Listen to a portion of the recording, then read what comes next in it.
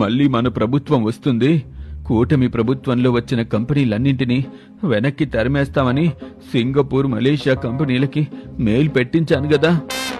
మనం మెయిల్ పెట్టించాం, కానీ ఎవడూ పట్టించుకోవట్లేదు. అంటే మళ్ళీ మన గవర్నమెంట్ వస్తుందని ఎవరికీ నమ్మకం లేదా? అందులో అనుమానమా? మన ప్రభుత్వం రాదని బాగా నమ్మకం ఉండబట్టే మలేషియా ప్రజాప్రతినిధులు, పారిశ్రామిక నేతలు వచ్చి అమరావతిలో 10,000 కోట్లు పెట్టుబడి పెడతారంట. అంతేకాదు, భవిష్యత్తులో ఇంకా పెట్టుబడులు పెంచుతారంట. అది నా ఏడుపు. ఈ చంద్రబాబు నాయుడు నాయకత్వంలో అమరావతిని ప్రపంచంలోనే టాప్ 5 రాజధానిగా మార్చేట్లున్నాడు బాబోయ్. అమరావతి అభివృద్ధి చెందకూడదు, రాజధాని బాగుపడకూడదు.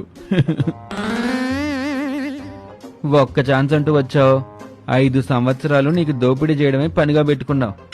రాష్ట్రాన్ని 25 సంవత్సరాలు వెనక్కి తీసుకుపోయారు. చంద్రబాబు నాయుడు గారు రాష్ట్రాన్ని అభివృద్ధి చేస్తున్నారు. మీరెంత ఇచ్చినా రాష్ట్ర అభివృద్ధిని ఎవ్వరూ ఆపలేరు.